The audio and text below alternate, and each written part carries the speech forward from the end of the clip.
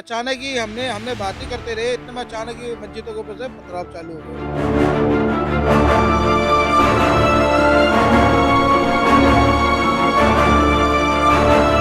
तलवार तलवार सब चीज़ों की वीडियो है कि हमारे पास हिंदुओं के पास से कुछ नहीं है। हमारे लोगों की बाइकों में आग लगाई गई, हमारे घरों पे पत्थर मारे गए, हमारे लोगों को परेशान किया गया, हमारी शोभा यात्रा खराब की गई।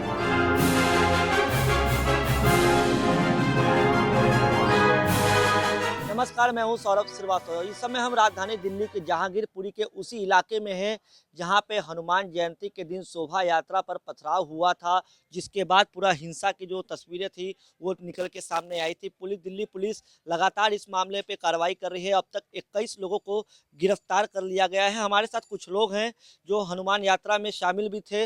उन लोग से बातचीत करते हैं कि वो लोग हनुमान यात्रा में थे, किस तरीके का बवाल शुरू हुआ, कैसे सारी चीज घटना जो है उसकी शुरुआत वो बातचीत करते हैं लोगों से। क्या नाम है जी आपका? जी, मेरा नाम गौरीशंकर है। गौरी जी, ये बताइए कि आप शोभा यात्रा में थे, जी, क्या स्थिति थी, कैसे पूरा मतलब ये सब हुआ? मंजर जी बहुत हालत ख़राब हो गया था जब हम शोभा यात्रा मस्जिद के पास से लेके आ रहे थे, बड़ी शांतिपूर्ण, क्योंकि हमें पता था कि इनका रोजे का टाइम है, तो बड़े शांति से आए। तो कुछ लोग आए, कह रहे कि भाई यहाँ से हटाओ, ये भगाओ यहाँ से।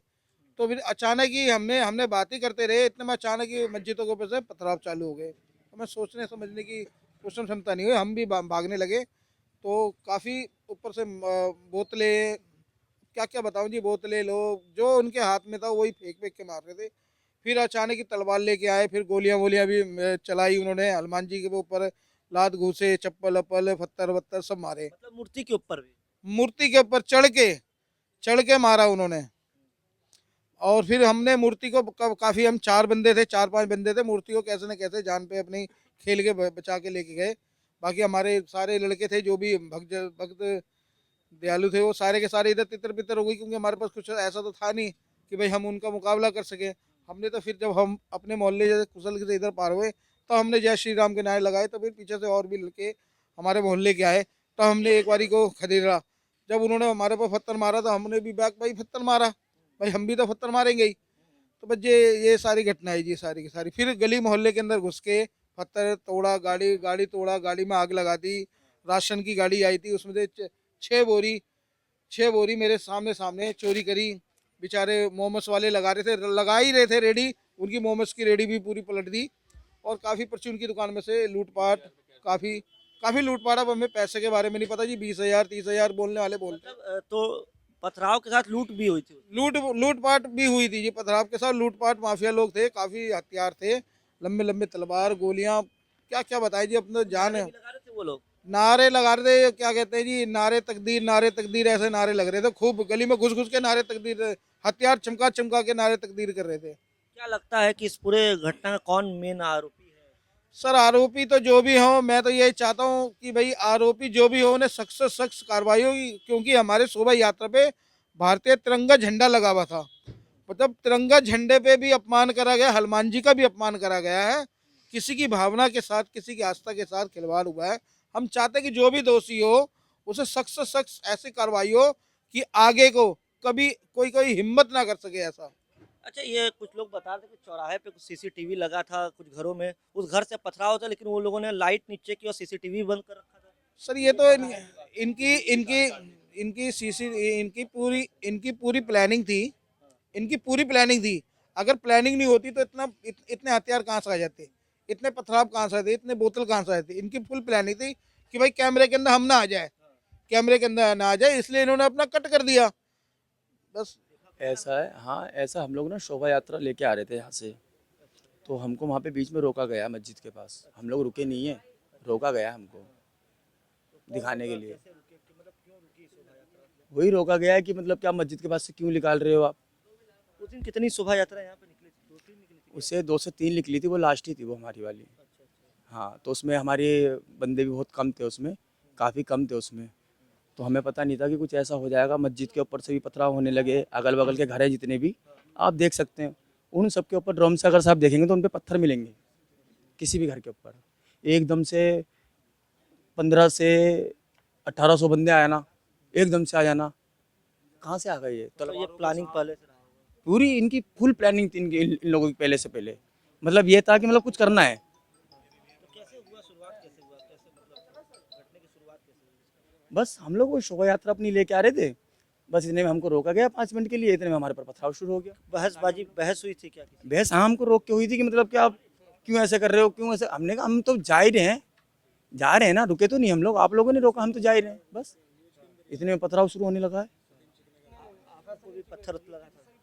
नहीं पत्थर क्या लगा, फिर हम अपनी शोभा यात्रा लेके भागे हम लोग जल्दी से। हमें तो पहले वो ट्रॉली और वो बचानी थी ना हमें तो पहले, तो हम जो लेके चल रहे थे हमें तो अपना अपना काम करना था। हम कोई पत्थरबाजी करने थोड़ी ना आए थे, हम तो अपना पूजा करते हुए भजन कीर्तन करते हुए जा रहे थे जैसा भी था। आप लोग की तरफ से भी कुछ जवाब में पत्थर? जो पत्थर उनकी तरफ से आ रहे थे वही पत्थर फिर हमने फेंके।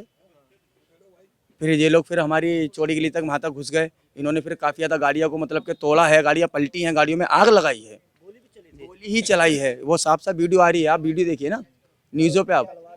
तलवार तलवार तो सब चीज़ों की वीडियो है कि हमारे पास हिंदुओं के पास से कुछ नहीं था, इनके पास से सब कुछ निकला है। गोलियां भी थी इनके पास में, तलवारें भी थी इनके पास में, सब कुछ था। जो असला होता है ना वो असला, सारा असला था इनके पास में। क्या लग रहा है ऐसा क्यों हो रहा है?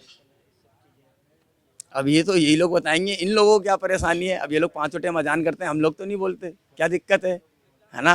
अब एक दिन की हमारी शोभा यात्रा थी, तो दिन के साल के 365 दिन होते हैं करने के लिए, और जो 5 टाइम अजान करते हैं, हमने तो कभी नहीं रोका। एक दिन की हमारी शोभा यात्रा थी, निकलने देते, क्या हो गया, 2 से 3 4 5 कोई नहीं, हिंदुस्तान है। क्या नाम है आपका? मेरा नाम सूर्य प्रकाश मैथिल है। सूर्य प्रकाश जी, घटना वाले दिन की क्या स्थिति थी यहाँ? घटना वाले दिन की स्थिति यदि मैं आपको बताऊं तो आपके कैमरामैन को कहूंगा पहले तो दिखाए, तभी वो समझ पाएंगे। ये सामने ये जामा मस्जिद है, उसके साथ में मंदिर है, सामने रामलीला मैदान है। इस रामलीला मैदान के सामने जैसे ही हमारी शोभा यात्रा आई, तो ये जो मस्जिद के सामने 40 से 45 लोग खड़े हुए थे विद असला। पत्थर थे उनकी मस्जिद के अंदर, उन्होंने बोतलें रख रखी थी, तलवारें थी उनके पास में, पेट्रोल बम की तैयारी थी और हथियार भी थे।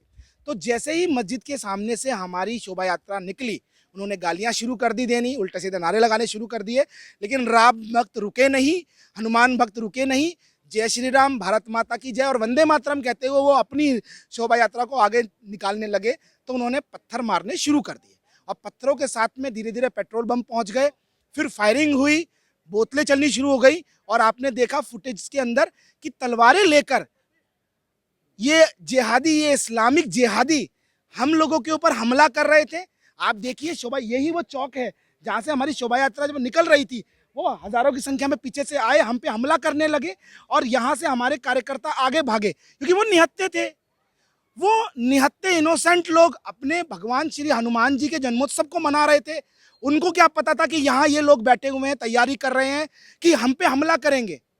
आपसे पूछना चाहता हूं कि हिंदुस्तान में अगर भारत माता की जय नहीं बोलेंगे, हिंदुस्तान में जय श्री राम नहीं कहेंगे, हिंदुस्तान में वंदे मातरम नहीं कहेंगे, तो क्या जाके पाकिस्तान में कहा जाएगा? हम अगर हिंदुस्तान में हनुमान जयंती के ऊपर, हनुमान जन्मोत्सव के ऊपर शोभा यात्रा नहीं निकालेंगे तो क्या पाकिस्तान में निकालेंगे? मैं आपसे पूछना चाहता हूँ जी। क्या लगता है कि ये पूरा सुनियोजित था?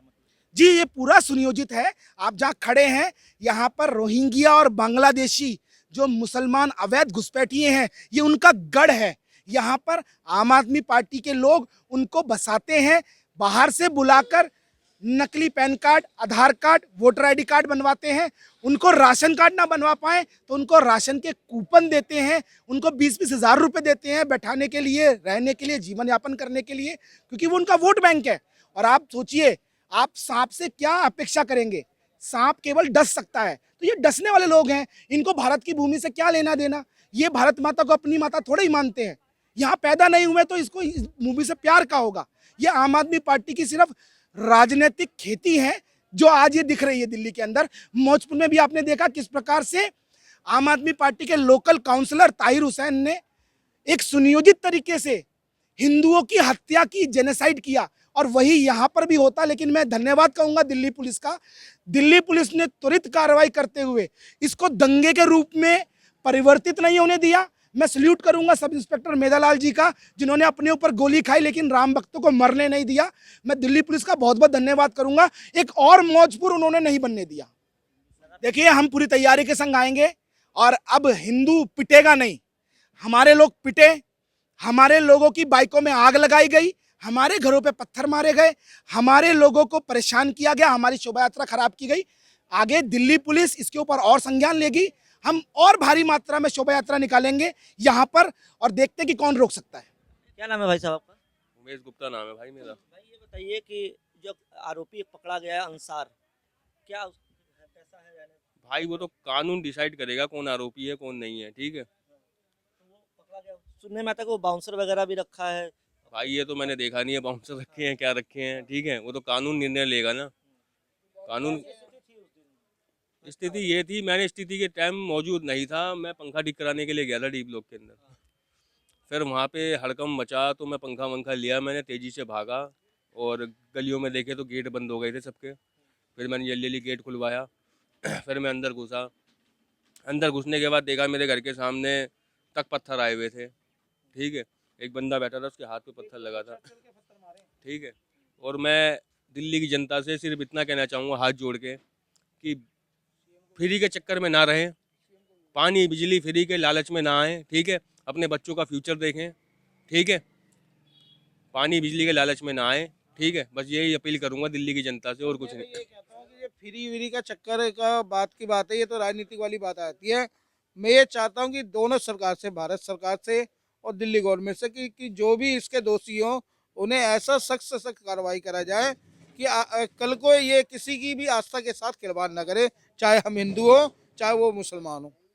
क्या भैया, क्या आप बता रहे थे कि कुछ लोग पहले पलायन भी करते, कोई हिंदू परिवार यहाँ से? भाई पलायन कर चुके हैं बी ब्लॉक के अंदर। कल एक व्यक्ति आए थे मेरे पास, हमारे पास बैठे थे, उन्होंने बताया कि कई हिंदू पलायन कर चुके हैं और ऐसी स्थिति रही तो हमें भी पलायन ही करना पड़ेगा, क्योंकि यहाँ माहौल इस तरीके ज्यादा है। हाँ। माहौल यहाँ का बहुत बेकार हो चुका है, ठीक है।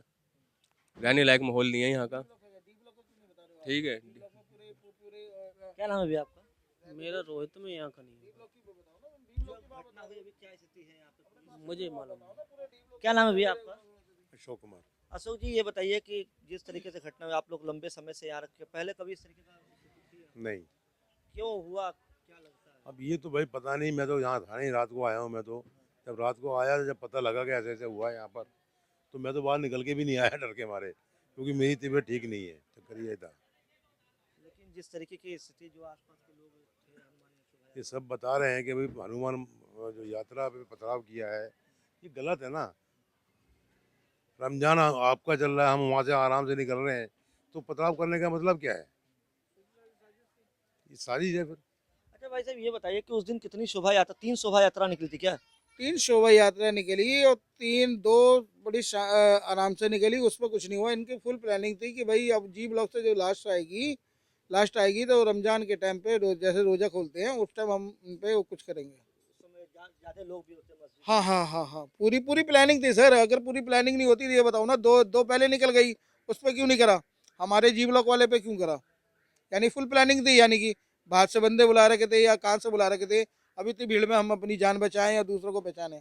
क्या लगता है आरोपियों पर जिस तरीके से उत्तर प्रदेश में कार्रवाई होती है वैसी कार्रवाई हो पाएगी? सर मैं तो ये कहता हूँ कि दिल्ली गवर्नमेंट से भी कहता हूँ, स्टेट गवर्नमेंट से भी कहता हूँ, योगी जी से भी और मोदी जी से भी, अमित शाह से भी कहता हूँ, जैसा यूपी का कानून व्यवस्था है ऐसा दिल्ली की कानून व्यवस्था होना चाहिए। दिल्ली की कानून व्यवस्था इतनी खराब है कि आप पूछ नहीं सकते। दिन दिहाड़े कोई भी माँ बेटी अपना सामान लेके नहीं जा सकती, उनके कभी चैन छीन लिया जाता है, कभी मोबाइल छीन लिया जाता है, कभी बहुत चीज़ होती है जी। आदमियों को कैंची लगा के चाकू मार दिया जाता है, बहुत हादसा होता है। दिल्ली के अंदर कानून व्यवस्था जीरो है, जीरो। अमित शाह जी आपसे हाथ जोड़ के विनती है कि दिल्ली की कानून व्यवस्था ऐसे करें जैसे यूपी की कानून व्यवस्था। आपसे यही विनती है हम। जय बस। तो हमारे साथ कुछ लोग थे जो प्रत्यक्षदर्शी भी थे और उस शोभा यात्रा में शामिल में थे। उनका साफ तौर पे कहना है कि जिस तरीके से उनकी शोभा यात्रा पर हमला हुआ, पथराव हुआ, वो कहीं ना कहीं पहले से प्लानिंग थी, क्योंकि इनके पास लोग कम थे शोभा यात्रा में। और जब इनकी शोभा यात्रा, क्योंकि उस दिन 3 शोभा यात्रा निकली थी और सबसे लास्ट जो शोभा यात्रा आ रही थी, उसी शोभा यात्रा में इस तरीके की हिंसा की तस्वीरें निकल के सामने आई। तो प्रत्यक्षदर्शियों का साफ तौर पे कहना है कि जो शोभा यात्रा हुई थी उस पर जिस तरीके से पथराव हुआ, जो पूरी प्लानिंग के साथ किया गया। फिलहाल इस पूरे मामले की दिल्ली पुलिस जांच कर रही है। क्राइम ब्रांच की टीम लगातार दबिश दे रही है, जांच कर रही है। जो पकड़े गए आरोपी हैं उनके साथ पूछताछ भी चल रही है।